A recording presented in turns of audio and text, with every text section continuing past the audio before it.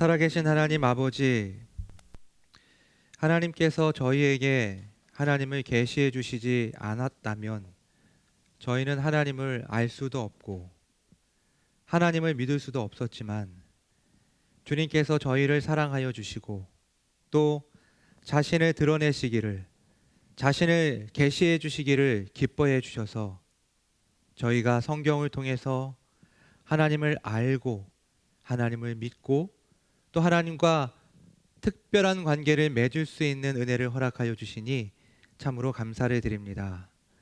그러나 주님, 저희가 주님에 대해 알고 있는 바가 너무 적고 오랫동안 신앙생활을 했지만 아직도 어린아이와 같은 수준에 머물러 있음을 주님 앞에 고백합니다. 하나님, 저희를 용서해 주시고 이 교리 강좌를 통해서 하나님에 대해서 더 깊이 알아가고 무엇보다도 하나님을 사랑하고픈 마음을 저에게 허락하여 주셔서 주님을 알고 주님을 경험하고 주님을 예배하는 자리로까지 나아가는 저희 모두가 될 수 있도록 은혜를 베풀어 주시옵소서. 하나님, 이 짧은 시간 주님, 하나님에 대해서 저희가 함께 나누려고 합니다. 이 교리의 내용 가운데 주님 함께 하여 주시고 또 성령께서 저희들의 이 아둔한 머리를 이해시켜 주셔서 이 내용들이 잘 이해되고 저희의 가슴을 뜨겁게 하는 살아있는 진리가 될 수 있도록 주님 함께해 주시옵소서. 이 모든 말씀 예수 그리스도의 이름으로 기도합니다. 아멘. 여러분 반갑습니다. 현장에 한 10분 계시고 지금 인터넷으로 35분이 들어와 계시네요. 인터넷도 더 많이 계시는데 아무튼 오늘은 저희가 그 하나님은 어떠한 분이신지에 대해서 웨스트민스터 대교리 문답 6, 7, 8번 문제를 좀 나누려고 합니다. 그런데 우리가 이제 전체 이 문제를 좀 나누기 전에 이 대교리 문답에 대한 밑그림을, 큰 그림을 한번 좀 같이 좀 그려봤으면 좋겠습니다. 대교리 문답을 통해서 우리가 배우는 내용들이 어떠한 내용인지를 좀 공부를 하고, 그리고 또 오늘 우리가 다루는 이 문제들, 하나님이 어떠한 분이신지에 대한 그 내용들이 이 전체 내용 가운데 어느 부분쯤에 속해 있는지를 여러분들이 좀 알 수 있었으면 좋겠고요. 계속해서 저희가 이 대교리 문답을 배우게 될 텐데 여러분들이 그 배우는 내용들 속에서 헤매지 않고 내가 지금 어느 부분을 어떻게 공부하고 있구나라는 것들을 정리할 수 있었으면 좋겠습니다. 그래서 제가 오늘 강의안을 2개를 내보냈는데 하나는 그냥 진짜 강의안이고 하나는 그냥 목차입니다. 근데 이게 저희 교인 분들한테는 제가 밴드에다가 이 목차를 올려놨는데 사실 이게 그 책사에서 자료를 받은 거라 내용 자체를 유출할 수는 없어서 혹시 이 자료를 없으신 분들은 그 내용을 잘 숙지하시면서 내용을 좀 들으시면서 따라오시면 좋겠습니다. 책을 가지고 계신 분들은 대교리 문답 책 6페이지, 7페이지에 있습니다. 자, 한번 볼까요? 전체 대교리 문답은 1번부터 196문으로 되어 있습니다. 자, 우리가 지난 시간까지 몇 번까지 공부를 했죠? 1번부터 5번까지의 내용을 공부했습니다. 자, 이게 어떻게 보면 대교리 문답의 서론이라고 할 수가 있는데 1번에서 사람의 첫째가며 가장 높은 목적이 무엇입니까? 라는 질문에 결국에는 하나님을 영화롭게 하고 영원토록 하나님을 즐거워하는 것입니다 라는 답을 하게 됐죠. 그리고 하나님을 영화롭게 하고 즐거워하는 것을 가르쳐주는 유일한 법칙이 무엇냐라는 질문에 성경에 대해서 이야기하면서 2번, 3번, 4번, 5번이 성경에 관한 내용을 다루고 있습니다. 그러니까 첫 번째 질문은 인간의 최고 목적에 대한 질문으로 시작을 해서 그 최고 목적을 가르쳐주는 유일한 방법, 하나님께서 유일하게 가르쳐주신 그 계시가 성경이라는 것에 대해서 설명을 하고 있는 거죠. 여러분 기억나십니까? 그럼 5번 문제가 뭐였습니까? 5번 문제가 성경이 주로 가르치는 것은 무엇입니까? 성경이 주로 가르치는 것은 하나님에 대한 신앙과 하나님이 사람에게 요구하는 의무라고 이렇게 얘기하고 있어요. 그러니까 성경이 다루고 있는 내용은 2가지입니다. 신앙 그리고 의무예요. 자, 그럼 신앙을 좀 풀어서 설명하면 뭘까요? 신앙은 우리가 믿어야 할 내용이에요. 여러분이 신자가 되어서 뭘 믿어야 되느냐? 이거 믿는 거예요. 그러니까 이따가 설명할 텐데 그 내용을 믿는 거죠. 그래서 이거는 믿어야 할 내용이라고 할 수 있겠고, 자, 그럼 의무는 뭐냐? 의무는 이 신앙을 가진 사람이 마땅히 행해야 할 행동, 행위를 의미합니다.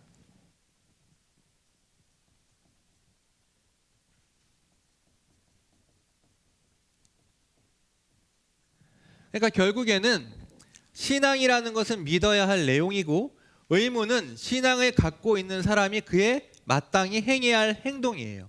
그래서 이거를 좀 다른 말로 설명하면은 교리라고 할 수 있겠고요. 이거는 윤리라고 할 수 있겠고, 이거를 복음이라고 한다면 이거를 율법이라고 할 수가 있어요. 그러니까 성경에서 주로 다루고 있는 것은 이 내용이에요. 우리가 믿어야 할 내용들과 우리가 행해야 할 내용들. 그래서 신앙과 의무, 교리와 윤리, 복음과 율법의 내용이라고 말할 수가 있습니다. 그런데 이 전체 큰 그림이 어떻게 구성이 되어 있냐면, 한번 그 목차를 보시면 두꺼운 글씨로 사람이 하나님에 대해서 무엇을 믿어야 하는가라고 되어 있죠. 그러니까 6번부터 90번, 6번부터 90번까지가 우리가 믿어야 할 내용이고 교리이고, 그리고 복음적인 내용을 다루고 있는 거예요. 그리고 7페이지에 보면 하나님께서 사람에게 요구하시는 의무는 무엇입니까? 라고 되어 있죠. 결국 91번부터 196번까지가 바로 이 윤리, 율법, 행해야 할 행동을 다루고 있다라고 보시면 되겠습니다. 자, 그렇다면 우리가 어떠한 내용을 믿어야 되는가? 중요한 성경 안에서의 중요한 주제들이 있겠죠. 그게 뭔가? 첫 번째는 하나님에 대해서입니다. 그래서 6번부터 20번까지가 하나님에 대해서 우리가 진리를 다루게 되는 거예요. 하나님에 대한 진리. 이걸 좀 신학적인 용어로 좀 어려운 말로 하면 신론이라고 합니다. 신론 공부하는 거예요. 그리고 21번부터 29번까지가 인간에 대해서예요. 인간, 타락한 인간, 하나님이 만든 인간에 대해서 공부를 하게 되는 것이죠. 그리고 30번부터 56번까지가 이 타락한 인간을 위해 하나님이 유일한 구속자를 세워주셨는데 바로 그리스도, 기독론에 대해서 공부를 하는 것입니다. 그리고 57번부터 90번까지가 그리스도를 통해서 구원받은 사람들, 그러니까 이제 하나님께서 그리스도가 값주고 사신 구속을 우리가 어떻게 적용을 받을 수 있는가? 바로 성령님을 통해서 그 일이 이루어진다라고 해서 교회와 구원론에 대해서 공부를 하는 것이 57번부터 90번까지입니다. 그러니까 우리가 믿어야 될 내용들에 대해서 이야기를 하고 있는데, 하나님에 대해서, 인간에 대해서, 그리고 그리스도에 대해서, 교회와 구원에 대해서 설명을 쭉 한 다음에, 그 다음에 우리가 그러면 어떻게 살아야 하는가?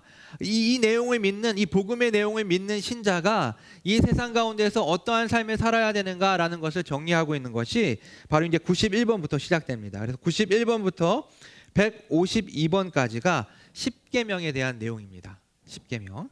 그리고 153번부터 177번까지가 사실은 이제 끝까지이긴 한데 좀 끝을 좀 나눴습니다.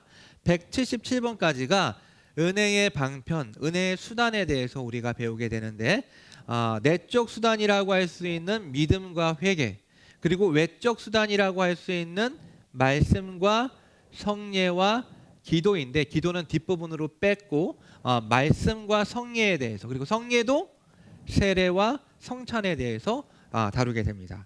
그리고 마지막 178번부터 185번까지가 기도에 대한 내용인데, 여기서 주로 다루고 있는 내용이 주기도문입니다. 자, 그러니까 보세요. 이 전체 내용을 다 공부하고 있잖아요. 근데 이게 뭐랑 지금 비슷합니까?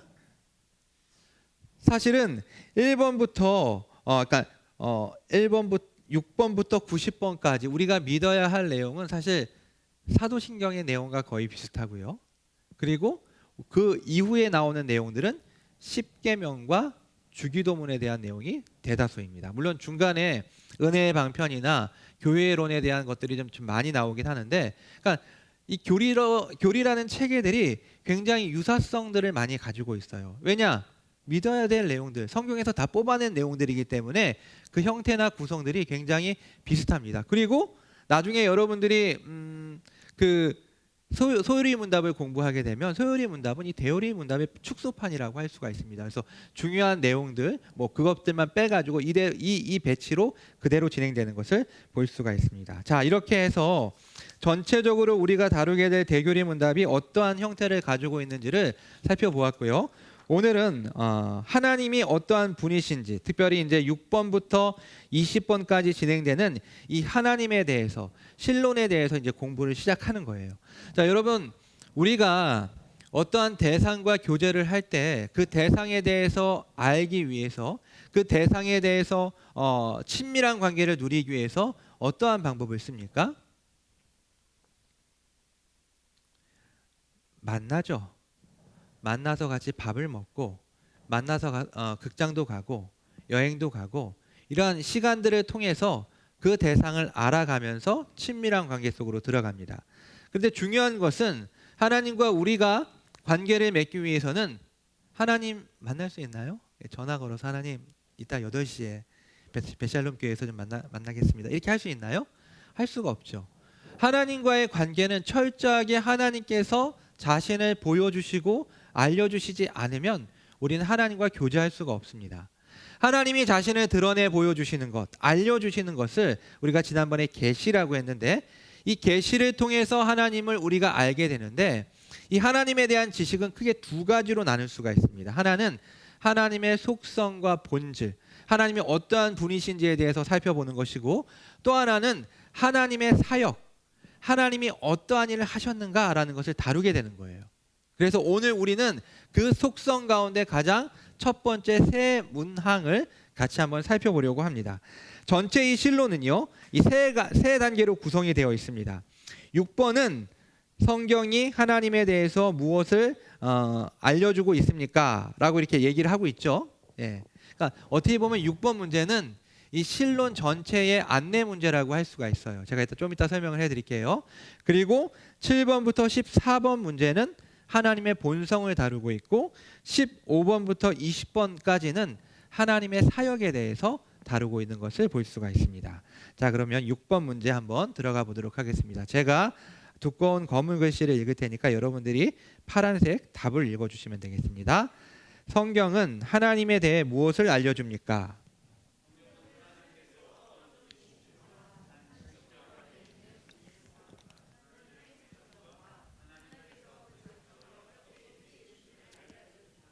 예, 지금 이 답은 크게 네 가지에 대해서 설명하고 있습니다.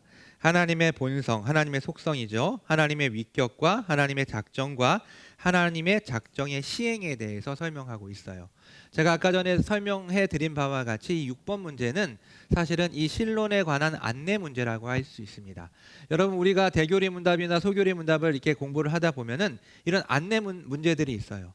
하나님에 대해서 어떤 주제에 대해서 먼저 하기 전에 전체적으로 우리가 어떤 주제를 다룰 것인지에 대해 설명을 하는 거죠. 그래서 이 신론에서 어떠한 주제를 다루게 될지에 대해서 지금 6번 문제가 설명을 하고 있는 겁니다. 그래서 하나님의 본성, 하나님은 어떠한 분이신지에 관한 것인데, 이것은 대요리 문답 7번에서 잠시 후에 7번 문제를 다룰 때 이 주제를 다루게 되는 겁니다. 첫 번째는 하나님은 존재하신다. 하나님은 자연 계시를 통해 하나님의 존재를 계시하셨다. 그러나 자연 계시 이외에 하나님께서는 하나님의 존재를 증명하기 위한 아무런 시도를 하지 않으신다. 곧 하나님의 계시는 설득이 아니라 선포의 형식을 취하고 있다라고 얘기하고 있죠. 이 본성에 대해서 사실 설명하는 건 아닌데, 이 존재 자체에 대해서 지금 이 6번이 다루고 있는 것입니다. 여러분, 신학을 공부를 하다 보면 신존재 증명이라는 그런 그 공식이 있어요. 그래서 하나님이 어떻게 존재한다라는 것을 철학적으로 논리적으로 설명하는 건데, 성경은 그런 것들을 다루고 있지 않습니다. 성경은 그냥 창세기 1장 1절에서 태초에 하나님이 천지를 창조하셨다라고 하면서 시작을 하고 있어요. 내가 어떻게 존재하고 있는데, 나는 어떤 상황으로 존재하고 있는데 구구절절 설명하지 않습니다. 하나님의 계시, 특별히 하나님께서 우리에게 주신 이 특별 계시는 하나님이 존재하고 있다라는 것을 전제하고 하나님께서 우리를 어떻게 구원해 가실지에 대한 내용을 담고 있는 계시라 할 수 있습니다. 때문에 하나님의 계시는 설득이 아니라 선포의 형식을 취하고 있다라고 말할 수가 있습니다. 두 번째 신론에서 다루고 있는 문제는요, 위격입니다. 결국에 이거는 삼위일체입니다. 삼위일체가 대교리문답 9번에 나오는데요. 사실 이 삼위일체에 대해서는 많은 분들이 신비다라고 얘기를 하죠. 신비입니다. 그러나 이것이 우리의 머리로 이해하기 굉장히 힘든 신비이지만 성경은 분명히 우리가 이해할 수 있는 분량까지, 범위까지는 계시해 주셨습니다. 그래서 그 부분까지는 우리가 이해할 수가 있는 거예요. 그 넘어가서는 하나님의 믿음으로 이것을 우리가 받는 것이지만 하나님이 우리에게 보여주시고 알려주시는 그 부분까지는 우리가 알 수가 있습니다. 특별히 성경은 한 하나님을 믿으라고 선포하는 동시에 삼위 하나님에 대해서 말하고 있다. 사실 성경 자체 내에 삼위일체라는 단어가 나오진 않지만 성경 안에서 하나님이 삼위로 존재하신다라는 그러한 말씀들이 굉장히 많이 나오고 있고, 우리는 이것을 통해서 하나님이 한 분이시지만 삼위로 존재하신다라는 것을 알 수가 있습니다. 마태복음 28장 19절은 이렇게 이야기하고 있죠. 그러므로 너희는 가서 모든 민족을 제자로 삼아 아버지와 아들과 성령의 이름으로 세례를 베풀고, 아버지와 아들과 성령의 이름으로. 그리고 고린도후서 13장 13절, 축도죠. 이거는 주 예수 그리스도의 은혜와 아버지의 사랑과 성령의 교통하심이 너희 무리와 함께 있을지어다. 여기서도 마찬가지로 성부, 성자, 성령이 나오죠. 그리고 예수님께서 세례 받으실 때도 하늘에서 소리가 울려 퍼지고 성자가 요단강에 몸을 담그고 계시고 성령이 비둘기의 모양으로 내려오시는 것을 우리가 볼 수 있습니다. 이런 전체적인 내용을 통해서 우리가 삼위 하나님으로 존재하고 있다는 사실을 알 수 있고, 나중에 9번에 가서 이 부분을 좀 더 상세하게 우리가 다루게 될 것입니다. 세 번째는요, 하나님의 작정입니다. 하나님의 작정은 대오리 문답 12번에서 다루고 있습니다. 하나님의 영원한 계획과 목적입니다. 하나님은 감정적으로 또는 충동적으로 일하지 않으십니다. 하나님은 계획하시고 그 계획을 이루십니다. 하나님은 자신의 영광을 위해서 앞으로 일어날 모든 일을 미리 정하셨다. 이게 바로 하나님의 작정을 설명하고 있는 거예요. 여러분, 우리가 이렇게 많이 쓰는 용어 가운데 하나님이 작정하셨다, 하나님이 섭리하셨다, 이런 표현들을 많이 쓴단 말이죠. 어느 게 더 큰 개념일까요? 이건 나중에 우리가 공부하게 될 텐데 이 단어가 의미하고 있는 바가 굉장히 중요하기 때문에 이 구분은 여러분들이 알아두시면 굉장히 좋습니다. 정리해 볼까요?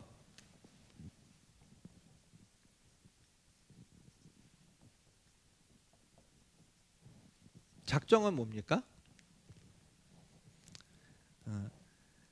하나님의 작정은 하나님의 영원한 계획과 목적인데, 하나님의 작정에 따라 하나님은 자신의 영광을 위해 앞으로 일어날 모든 일을 미리 정하셨습니다. 이 소요리 문답이거든요.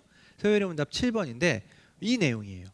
하나님의 영원한 계획과 목적이고 당신의 영광을 위해서 하나님은 앞으로 일어날 모든 일을 미리 정하신 거예요. 그런데 중요한 것은 이따가도 다루겠지만 작정의 시행에서 하나님은 자신의 작정을 두 가지로 이루십니다. 창조를 통해서 이루시고 섭리를 통해 이루시는 거예요. 그러니까 섭리라는 것은 결국에는 이 작정의 한 부분인 거예요. 그러면 이 섭리는 뭐냐? 섭리가 소요리 문답 11번인데 하나님의 섭리는 하나님이 지극히 거룩하고 지혜롭고 능력 있게 모든 피조물과 피조물의 모든 행동을 보존하시며 통치하시는 것. 그러니까 하나님이 온 세상을 운행하고 계신다라는 거예요.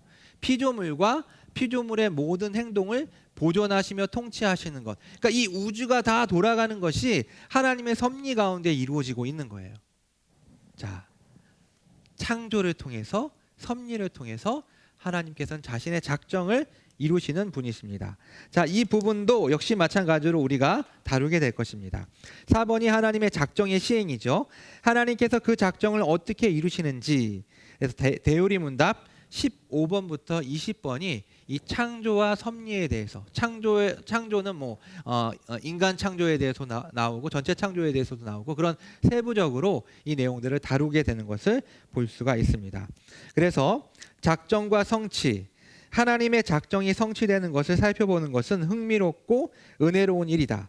대표적인 예가 예수님의 십자가 사건인데 작정과 성취의 관점에서 보지 않으면 예수님의 십자가는 끔찍한 사건일 뿐이다. 하지만 작정과 섭리의 관점에서 이 예수님의 십자가 사건을 본다면 이게 하나님께서 작정하신 일이구나. 하나님의 그 기쁘신 뜻 가운데 이것도 하나님께서 예정해 놓으셨고 이것을 이루시기 위한 하나의 작정이었구나라는 것을 알게 된다라는 것이죠. 자, 그래서 하나님의 작정이라는 것은 창조와 섭리로 구성되어 있다라는 것입니다. 하나님은 자신의 작정을 창조와 섭리를 통해 이루신다라고 말하고 있습니다. 자, 7번입니다. 제가 여러분께 질문 드리겠습니다. 여러분 답해 주십시오. 하나님께서는 어떠한 분이십니까?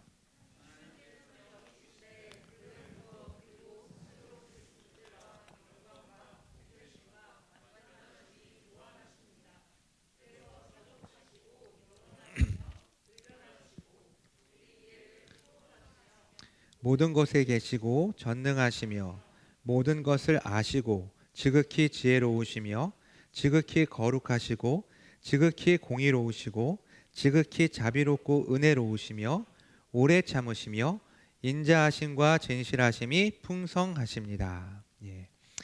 이게 이제 하나님이 어떠한 분이신지에 대한 어떻게 보면 사전적인 정의입니다. 그러니까 151명의 목회자와 신학자와 그리고 정치인들이 오랜 시간 동안의 회의를 통해서 이 웨스터민스터 신앙 고백서와 이 표준 문서들을 다 만들지 않았습니까? 근데 내린 결론이에요. 그 사람들이 기도하면서 성경을 연구하면서 자, 하나님이 어떠한 분일까라고 했을 때 성경 안에 있는 하나님의 가장 중요한 속성들, 하나님의 본성들을 정리해서 이렇게 한 문장으로 나열하여 만든 것입니다. 자, 근데 보면은 첫 번째로 본질의 특성, 하나님이 영이라고 지금 말하고 있어요. 영. 예, 하나님이 젊다라는 얘기는 아닙니다.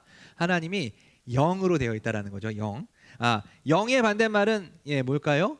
육입니다. 이 피지컬한 몸. 그러니까 하나님은 이 몸이 없어요. 하나님은 영으로 존재하세요. 근데 하나님만 영으로 존재하냐? 사실 그렇진 않죠. 천사들도 영으로 존재하고 그리고 또 사탄도 악한 영들도 영으로 존재합니다. 자, 근데 중요한 것은 인간과 반대되는 초월자이신 하나님에 대해서 정리를 하면서 우리 믿음의 선배들은 가장 먼저 하나님의 존재가 영이라는 그 정의를 놓고 이것을 시작하는 것을 볼 수가 있습니다. 자, 그러면서 이제 본성의 내용들이 하나씩 정리가 되죠. 근데 이게 첫 번째 문장이 끊어지는 부분이 있어요. 어디까지냐면은 자, 본래부터 그리고 스스로 그 존재와 영광과 복되심과 완전하심이 무한합니다 라고 우선 한번 끊어져요. 그래서 그 내용들을 살펴보면 자, 존재가 무한하다, 영광이 무한하다, 복되심이 무한하다, 완전하심이 무한하다 라고 설명할 수가 있습니다. 그렇죠? 그래서 존재가 무한하다, 존재론적으로 한계가 없다라는 것입니다. 편재성, 하나님이 모든 것에 존재하시고 사실 모든 것에 존재하는 것 정도가 아니라 사실은 하나님께서 온 우주를 만드신 분이시기 때문에 이 온 우주가 하나님 안에 존재하고 있는 거죠. 우주보다 더 크신 분 하나님이시죠. 자, 그리고 영광이 무한하다, 누구와도 비교할 수 없는 큰 지위와 큰 명예가 있다라는 것이고요. 복되심이 무한하다, 하나님은 가장 행복한 상태, 최고의 안식을 누리는 상태로 존재하고 계신다. 그리고 완전하심이 무한하다, 더 이상 성숙할 수 없는 최상의 상태로 존재하신다라고 말하고 있습니다. 특별히 이 무한하다라는 이 단어의 뜻은 제한이나 어떠한 경계가 없다라는 뜻이죠. 그래서 측량할 수 없다, 그 양, 그 질을 측량할 수 없이 무한하다라는 것이 바로 이 무한하다라는 의미입니다. 그리고 여기에서 파생되는 본성들이 계속해서 열거되고 있습니다. 그래서 자족하시고 영원하시며 불변하시고 우리의 일을 초월하시며 모든 곳에 계시고 전능하시며 모든 것을 아시고 지극히 지혜로우시며 지극히 거룩하시고 지극히 공의로우시고 지극히 자비롭고 은혜로우시며 오래 참으시며 인자하심과 진실하심이 풍성하십니다. 각각의 내용들을 하나씩 살펴보면 자족이라는 것은 만물은 하나님께 의존을 하고 있지만 하나님은 누군가에게 의존을 하지 않고 어떠한 필요가 채워져야 할 필요가 없는 분이다. 스스로 충만하신 분이다라고 말할 수가 있습니다. 영원이라는 것은 시작과 끝이 없는 상태로서 이것은 오래오래 산다라는 그런 의미가 아니라 시간을 초월하신 그런 분이란 의미입니다. 사실 하나님은 아무것도 없는 데서 모든 것을 만드신 분이신데, 이 아무것도 없다라는 것은 어떠한 시간과 공간도 없는 그런 상태를 의미합니다. 하나님이 태초에 천지를 창조하셨다라고 할 때 이 태초, 이것은 정말 아무것도 없는, 시간도 공간도 없는 그 상태를 의미하는 거거든요. 그렇기 때문에 시간을 초월해서 존재하시는 영원하신 분, 그러니까 논리적으로 어떤 존재는 원인이 있을 거 아니에요. 그렇죠? 원인이 있기 때문에 그 결과가 나타나는 거 아니겠습니까? 논리적인 사고로는 그러면 하나님도 하나님 이전에 뭔가가 있지 않았을까? 그렇기 때문에 하나님이 나오셨겠지라고 생각할 수 있는데, 그것이 하나님께는 적용될 수 없다라는 거죠. 왜냐? 하나님은 원인자이기 때문에, 모든 원인 중에 원인이기 때문에 그것이 불가능하다라고 말할 수가 있습니다. 불변입니다. 하나님은 본성, 상황, 언약에 있어서 어떠한 식으로도 변하지 않습니다. 변하지 않는다, 하나님이 변하지 않는다라는 것은 우리에게 굉장히 큰 위안이 되는 일이죠. 제가 나중에 이제 그 적용 부분에 대해서도 이 부분을 다루겠지만, 하나님과 우리가 공유되는 속성과 비공유되는 속성이 있어요. 그래서 공유적인 속성, 비공유적인 속성이라고 이야기하는데, 인간은 하나님께서 공유해 주셔서 하나님의 속성 가운데 같이 함께 누리는 것들이 있지만, 물론 달라요. 질적으로는 하나님은 무한한, 인간은 유한한. 예를 들면 지혜를 봅시다. 하나님은 무한한 지혜, 인간은 지혜가 없는 게 아니에요. 인간도 지혜가 있어요. 하나님 지혜를 주셨기 때문에. 하지만 유한한 지혜. 그런데 이러한 비공유적인 속성 말고 비공유적인 속성들이 있어요. 뭐가 있을까요? 여기 지금 열거된 것 중에 맞추신 분은 제가 스타벅스에서 커피 한 잔을 전지전능. 그렇죠. 전지전능. 한 분.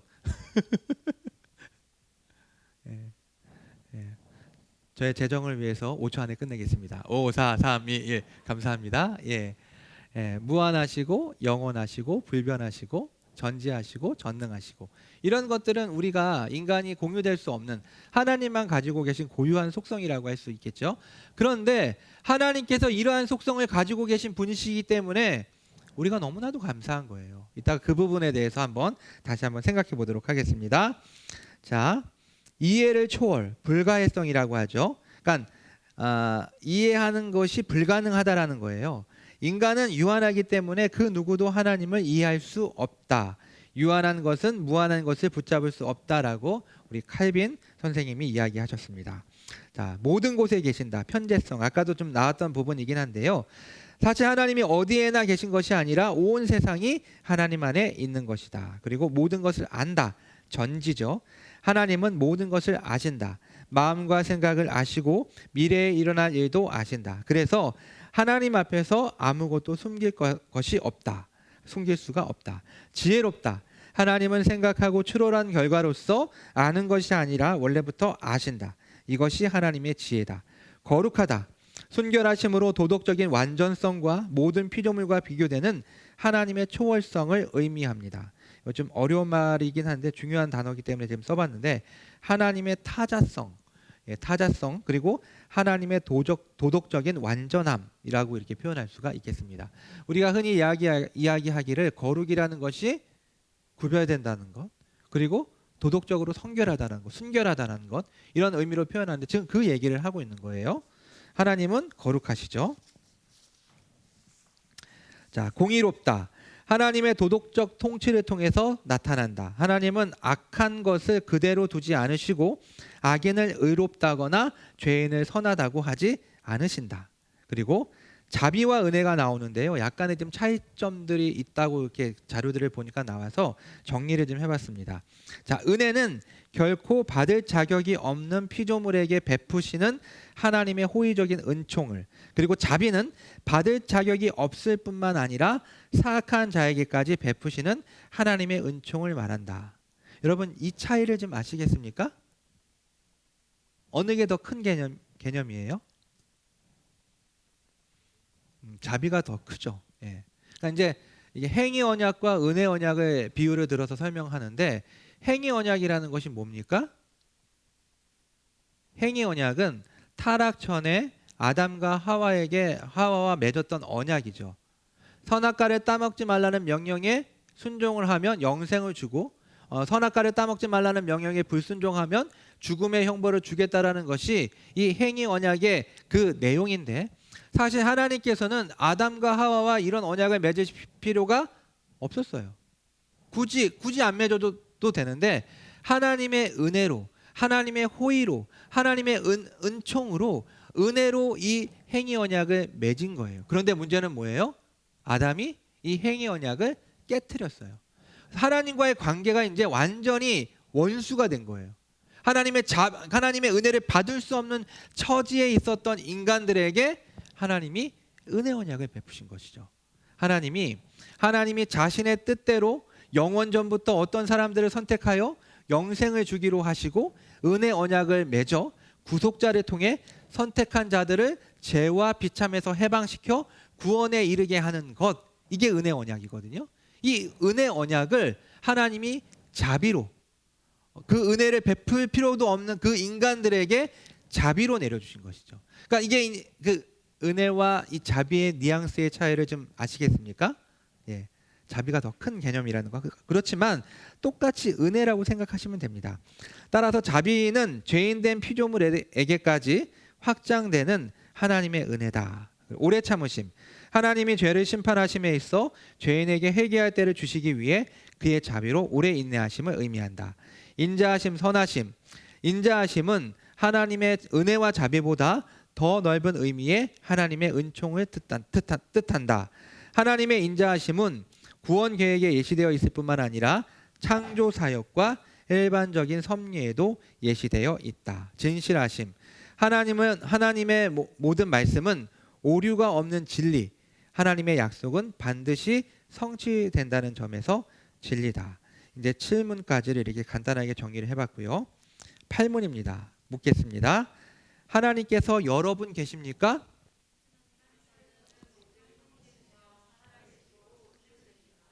예.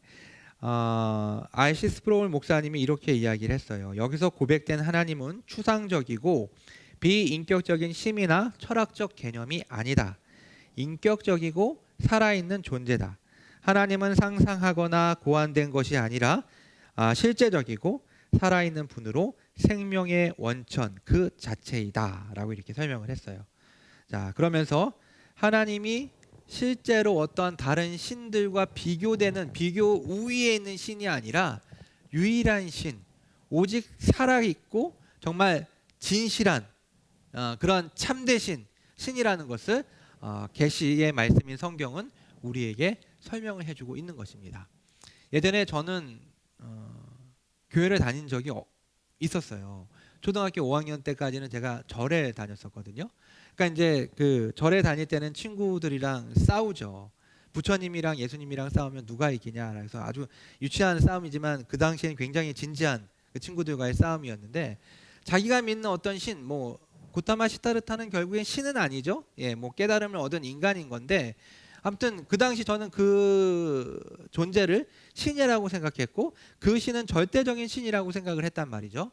하지만 하나님은 어떤 인간이 고안해낸, 인간이 만들어낸 어떤 신의 체계가 아니라, 그러니까 대부분의 종교는 아래로부터 올라가는 종교이지만 이 기독교만이 유일하게 하나님의 계시로 위로부터 아래로 내려오는 그러한 종교입니다. 때문에 우리가 믿는 하나님이 다른 신들과 본질적으로 다르고, 다른 신들은 사실 신이 아니에요. 어떻게 보면 예, 우상이고 잡신이고, 그렇게 이해를 하시면 될 것 같습니다. 교훈과 적용입니다. 교훈과 적용. 당신은 하나님을 얼마나 알고 있습니까? 제가 질문으로 여러분들에게 좀 던져드리고 싶어서 질문을 좀 만들어봤는데요. 이따가 기도 시간에 이 질문을 좀 가지고 우리가 같이 좀 기도했으면 좋겠는데, 방송을 보시는 분들도 한번 좀 생각해 보았으면 좋겠어요. 제가 예전에 그 학원에서 아르바이트를 좀 뛴 적이 있었는데 영어 학원이었어요. 영어 학원. 이제 초등학생들, 중학생들 대상으로 하는 영어 학원에서 알바를 했는데 레벨 테스트 하거든요. 그 학원 들어오면은 그러면 자기가 원하는 레벨을 이제 A, B, C가 있어서 그 레벨 시험지를 먼저 풀고 그 다음 단계는 A3 용지를 하나 줍니다. 그리고 이제 너 소개를 영어로 한번 써봐 이렇게 얘기를 하거든요. 그러면은 영어를 잘하는 친구들은 딱 앉아가지고 막 쓰기 시작해요. 그래서 앞뒷면을 빽빽하게 영어의 완벽한 문장으로 자신을 소개합니다. 여러분, 이게 실력이에요. 이게 실력.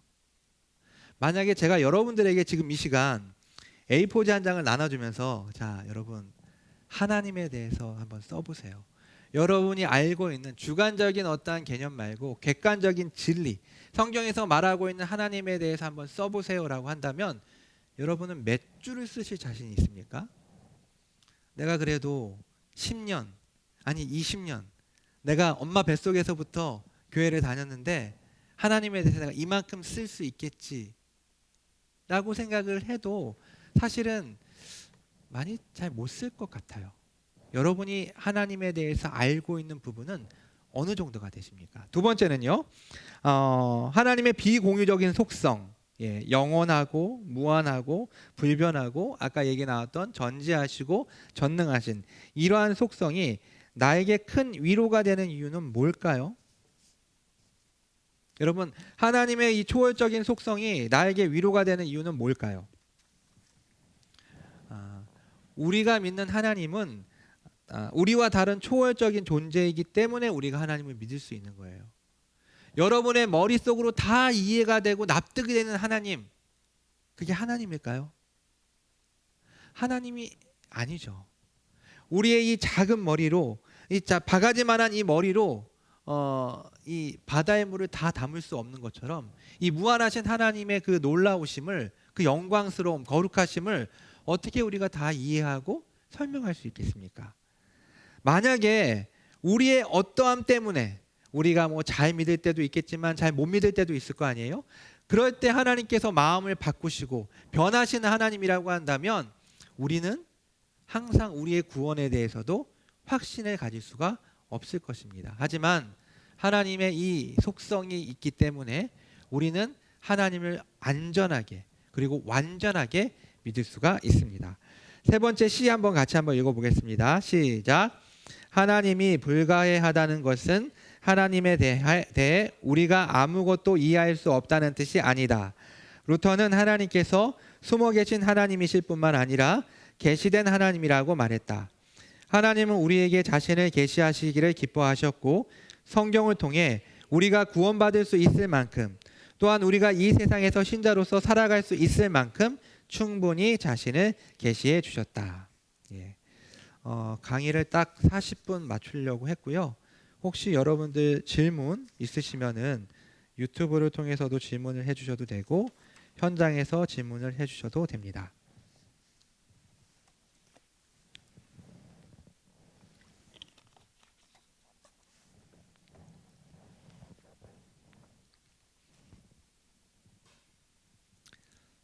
질문이 없으면 20분 동안 이 자세로 그냥 그대로 예, 말씀해 주십시오.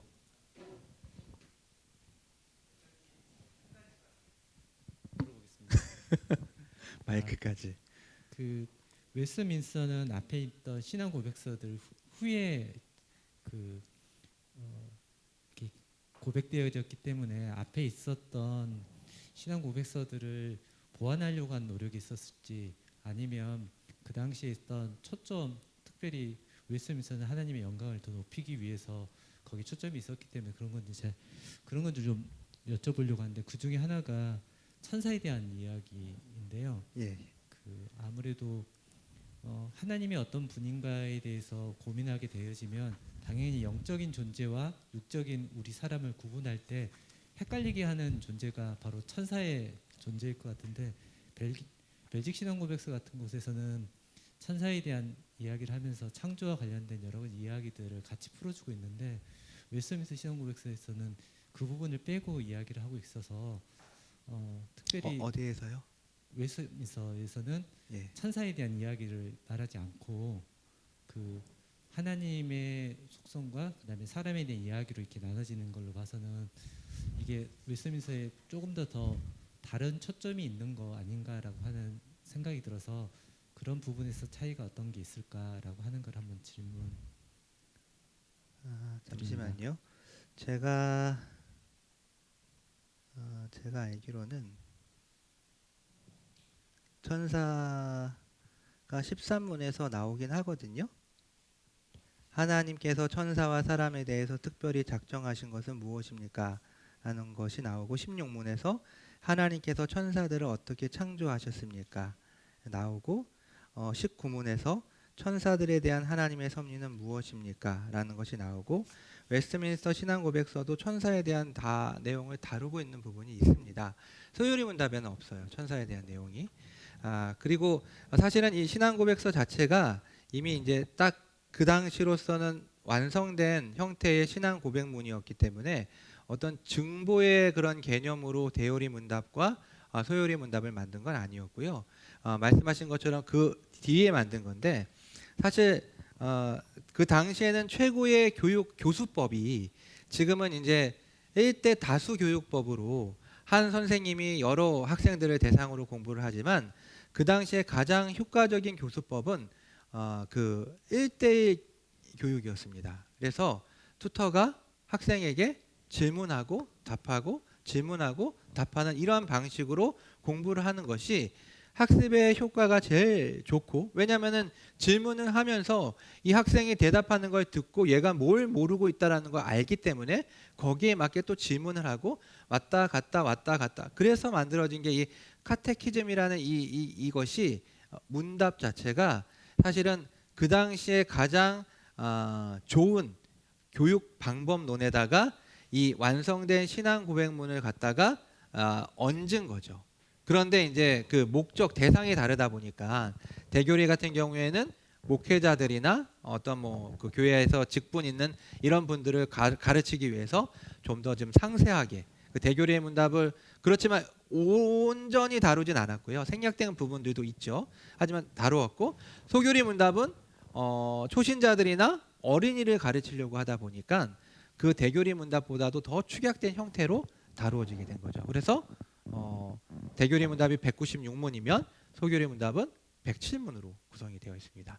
천사에 관한 그런 부분은 사실 성경 자체 내에서도 많은 부분이 나와 있지 않기 때문에 뭐 이거를 막 한 주제로 뭐 신론 뭐 이런 것처럼 뭐 천사론을 따로 다루진 않지만, 그래도 우리 믿음의 선배들이 그 안에서 뽑아낼 수 있는 이 전체적인 교리 내에서 상관되는 그런 연관되는 그런 내용들을 붙여서 지금 여기에서도 대교리에서도 아까 전에 제가 몇 번 얘기했죠?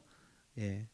13번 그리고 16번 19번에서도 이 천사에 대한 내용들이 좀 작지만 나와 있고, 사실 그 문답 제차 내에서는 많은 부분을 다루지 않지만 또 해설서나 이런 것들에 또 많은 그 목사님들 신학자들이 주의를 다루는 것들이 있어서 그걸 좀 참조를 하시면 도움이 되지 않을까 싶습니다.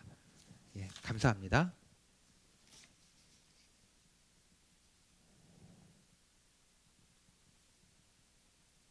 예, 뭐 인터넷으로는 질문이 없으신가요? 50분까지 질문이 없으시면은요, 예, 그 송출하는 건 끊고 우리가 같이 좀 기도회로 오늘 배웠던 내용들에 대해서 함께 좀 기도했으면 좋겠습니다.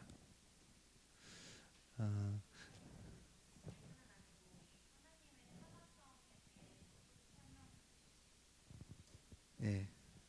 하나님의 타자성에 대해서 질문을 하셨어요. 타자의 반대는 투수죠. 예. 네, 죄송합니다. 춥네요. 예. 타자라는 것은 절대적인 타자를 얘기하는 건데, 하나님을 설명할 때 두 가지가 있어요. 초월성, 지금 이 타자성은 초월성을 말하는 거거든요. 하나님의 초월성과 하나님의 내재성입니다.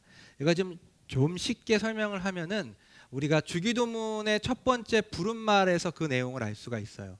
자, 주기도문이 맨 처음에 어떻게 시작하죠? 하늘에 계신 우리 아버지요, 이렇게 되잖아요. 여기서 하늘에 계시니 하나님의 타자성, 하나님의 초월성을 나타내는 하나의 문장이라고 할 수가 있고, 그리고 우리 아버지요 라는 것이 하나님의 내재성을 설명하는 거예요. 그럼 하나님의 타자성, 초월성은 뭔가요? 하나님이 지금 어디에 계시다고 설명하고 있어요? 하늘에 있는 거예요. 이 하늘은 어떤 하늘이죠? 이 하늘은 첫 번째 하늘은 어디입니까? 첫 번째 하늘은 이 대기권, 대륙권, 성층권, 중간권, 열권, 그 지구를 둘러싸고 있는 이 대기권을 말하는 이 하늘이라고 표현할 수 있겠죠. 두 번째 하늘은 어디입니까? 우주, 스페이스, 우주 공간을 얘기하는 거겠죠. 그럼 세 번째 하늘은 어디입니까? 우주 넘어? 저 어디? 저 끝? 이 세 번째 하늘이라고 하는 것은 이게 뭐 이론들이 굉장히 많지만 이 하늘이라는 것은 이 공간을 얘기하는 게 아니에요. 초월적인 공간을 말하는 거예요. 하나님이 계시는 그 곳을 설명하는 거죠. 그러니까 하나님은 뭐 저기 멀리 우주 저편에 계신 게 아니라 지금 어딘가에 계시지만 이 가깝게 계시는 그런 분이시라는 거죠. 그러니까 하나님과 인간이 질적으로 다르다라는 것을 설명하는 것이 타자성, 초월성이에요. 그러니까 사실 여러분, 하나님의 이 타자성, 하나님의 초월성을 느끼는 존재들은 어떠한 반응이 일어나는 게 정상일까요? 화로다, 나여, 망하게 되었구나. 하나님의 영광스러운 임재 앞에 인간은 벌벌 떨 수밖에 없는 그런 존재예요. 왜냐하면은 여러분 생각해 보세요. 제가 지금 이게 설명하는 게 이번에 세례 교육 때 했던 그대로 지금 설명하고 있는 건데, 제가 이제 군대에 있을 때 일병일 때 제가 이제 철책에 가서 통문을 지키고 있었어요. 이제 출입문을 지키고 있었는데, 그때 제가 보는 뭐 간부들이라고 해봤자 뭐 중위, 대위, 그리고 뭐 많이 보면 이제 중령 정도 보는 이런 입장이었는데, 어느 날 갑자기 사단장님이 오신 거예요. 사단장님이면 별 2개, 별 2개가 딱 떴는데, 자매님들은 잘 이해가 안 가실 수도 있겠지만 별 2개가 떴는데 그 별 2개가 제 옆으로 지나갈 때 제 숨이 잠깐 멈췄어요. 왜냐하면 너무 떨리고 이 그 아우라랑 제가 감히 쳐다보지도 못하고 딱 이렇게 사격 자세를 딱 취하면서 막 벌벌벌 떨리더라고요. 그 인간이 가지고 있는 그런 그 어떤 지위, 어떤 그 위험, 이런 것도 그렇게 사람이 떨리는데, 여러분 많이 생각해 보세요. 여러분이 정말로 좋아하는 어떤 아이돌은 안 좋아하시죠? 지금은 뭐 이렇게 스타가 나타났어요. 또는 뭐 어떤 대통령이 나타났어요. 근데 바로 옆에서 갑자기 딱 나타났을 때 여러분들이 얼마나 놀랍고 그 경이롭고 막 이렇게 되지 않겠습니까? 그런데 온 우주를 만드신 하나님 앞에 내가 섰다라고 생각을 해보세요. 거기에서 느끼는 감정이 초월성이고 타자성이죠. 그러니까 우리는 감히 하나님께 하나님의 이름조차 부를 수 없는 그런 미천한 존재들이에요. 근데 그분은 우리가 어떻게 부르고 있는 거예요? 우리 아버지요. 아버지요. 이게 내재성. 하나님이 가장 친밀한 관계라는 그런 의미예요. 여러분, 아버지라는 것은 이 세상에서 가장 친밀한 관계의 상징적인 의미이고 법적인 어떠한 그 상속자, 나에게 상속해 주시는 그런 의미가 있는 거예요. 그러니까 이 세상에서 가장 친밀한 분이 되는 거예요. 그러니까 냉탕과 온탕이라는 표현이 좀 맞을지 모르겠지만 하나님의 타자성과 하나님의 내재성을 우리는 동시에 느끼게 되는 거죠. 그때 우리가 어떻게 표현합니까? 하나님을 경외한다, 떨며 즐거워한다. 그 책 지난번에 목사님 추천해 주셨잖아요. 그 감정이 그 감정이에요. 하나님의 임재 앞에서 하나님의 초월성과 하나님의 내재성 때문에 너무 두렵지만 너무 가까이 가고 싶은, 너무 떨리고 내가 숨이 막히지만 내가 그분을 사모하고 흠모하고 그분을 만나기를 갈망하는 이 감정, 이게 초월성과 내재성, 타자성과 내재성이라고 설명할 수가 있습니다. 이런 감정을 느끼는 게 신자의 정상적인 반응인데, 이제 무감각해지면 큰일 나는 거죠. 그건 문제가 있는 거예요. 내가 안 믿고 있던지, 내가 지금 심각하게 병들었던지 이렇게 되는 거예요. 아이고 52분이 되네요. 다른 질문 없으십니까? 예. 예.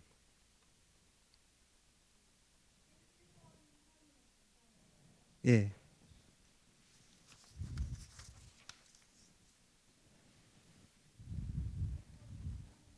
그래서 A 두 번째 줄에 자연계시 이외에는 이렇게 나와 있는데 그 두 번째 시간에 배운 그 자연계시 말고 특별계시에서도 하나님 이야기가 많이 나오는데 왜 자연계시는 안 나와 있는지가 궁금합니다. 여러분 특별계시. 자연계시는 뭐죠? 예. 자연계시가 뭐죠? 자연계시, 일반계시라고도 표현하는데, 자 하나님께서 자신을 계시하시는 드러내시는 방법이 두 가지가 있어요. 일반계시, 자연계시가 있고 또 이제 특별계시가 있죠. 근데 이제 일반계시, 자연계시는 뭐 인간의 양심, 역사적인 어떤 흐름, 그리고 이제 우리 자연 삼라만상 이런 것들이 이제 자연계시, 일반계시인데 그런 것 속에서 우리는 신의 존재까지는 느낄 수가 있어요. 그렇죠?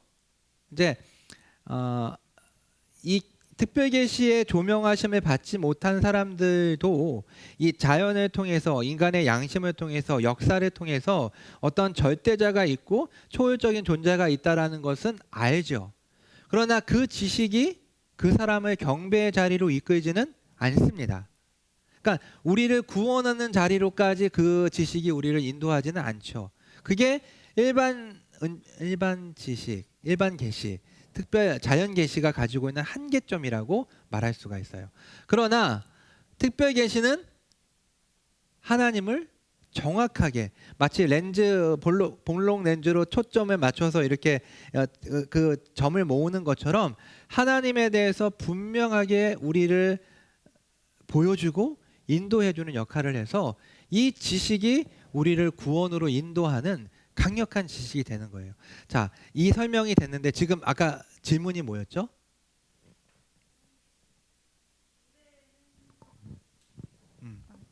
거기 문장이 자연계시 이외 하나님께서는 자신의 존재를 증명하기 위한 아무런 시도를 하지 않으신다. 네, 예. 특별계시가 왜 없는지 그냥 아, 궁금했어요. 이 특별 계시가 있다라는 것을 전제를 하고 지금 이 문장 안을 제가 잘라온 거기 때문에 이렇게 표현이 된 건데 책의 내용을 근데 특별 계시는 이미 있는 거고 특별 계시를 제외하고 다른 부분에 있어서 근데 중요한 거는 이게 지금 특별 계시조차도 하나님이 자신이 존재하고 있다라는 것을 구구절절 설명하지는 않아요. 그렇죠? 그러니까 내가 있다라는 것을 드러내기 위해서 내가 지금 뭘 했어 어떻게 뭐 이렇게 설명할 수 있잖아요. 근데 하나님은 그러한 방식으로 자신을 설명하지 않으시고 이 특별 계신 성경을 통해서 그냥 선포를 하시는 거예요. 그냥 내가 있다라는 거를 전제하고 어떠한 계시들을 계속 던지시는 거죠. 이 개념 제가 좀 설명이 좀 저기 한데 찰떡같이 들으시겠습니까? 예, 감사합니다. 예, 또 다른 질문 없습니까? 40분이 들어와 계시는데 우리 인터넷으로도 한번 질문.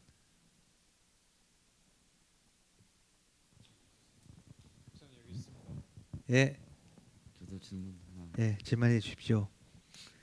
그 하나님께서 작정하신 거를 창조와 이제 섭리를 통해서 이루신다고 하셨는데 사실 우리 주변에 일어나는 모든 일들이 그렇게 보면은 다 하나님의 섭리로 이루어지는 거잖아요. 근데 우리는 이제 흔히 어떤 우리가 이해할 수 없는 일들이 일어나고 난 뒤에 아 그때 하나님께서 섭리하셨어 이렇게 뒤늦게 알게 되는데 그 미리 이제 그런 하나님의 특별한 어떤 그런 섭리들을 알 수는 없겠지만 우리가 어떤 일을 이해할 수 없는 일을 겪고 있을 때 아 이게 하나님께서 어떤 특정한 목적을 가지고 섭리하고 계시구나 이런 거를 알 수 있는 방법이 있을까요? 하나님의 뜻이 드러난 뜻이 있고 감춰진 뜻이 있죠. 드러난 뜻 같은 경우에는 뭐 하나님이 이 역사를 구원해 가시는 이 구속사의 그 흐름 속에서 반드시 드러나서 우리를 구원하시고 이런 것들이 있고 근데 감추어진 뜻은 우리가 그것을 다 알 수는 없죠.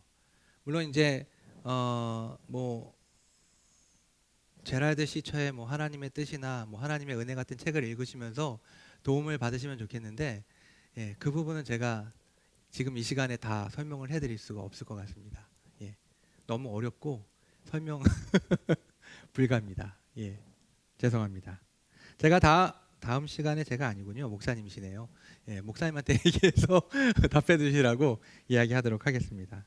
사실 어렵습니다. 이게 그렇잖아요. 말씀하신 것처럼 지나간 후에 이게 정말 하나님께서 이렇게 계획하셨고 이렇게 인도하셨구나라는 것을 아는데, 그 앞에 있는 것들을 우리는 사실 알 수가 없어요. 예, 그거를 알아내는 건 점쟁이도 아니고 하나님이 갑자기 뿅 나타나서 설명해 주는 것도 아니고, 하지만 분명하게 드러난 하나님의 뜻을 통해서 하나님이 원하시는 것이 뭔지를 우리는 우리에게 주신 선한 양심과 우리의 지성을 통해서 알 수 있죠. 예를 들면 어떤 직장을 선택하고 결혼 배우자를 선택하는 그런 문제가 있다라고 했을 때 우리의 마음은 알 거예요. 왜냐? 하나님한테 그렇게 배워왔고 또 하나님께서 그렇게 말씀하시기 때문에. 근데 중요한 건 뭐냐면은 우리의 마음속엔 이미 욕심이 꼈고, 그러면 이제 절대로 하나님 원하시는 대로 안 하면서 하나님 뭐 이렇게 하나님한테 막 그 용서해 주실 거죠 하면서 막 온갖 비굴한 척을 다 하면서 그걸 선택하죠. 그리고 한 대 얻어맞고 정신 차리고. 예, 감사합니다. 예, 그러면은 오늘 들어와 주신 42분은 너무나 감사드리고요. 송출은 끄도록 하겠습니다. 끄고 이 시간에 좀 같이 우리 찬양 하나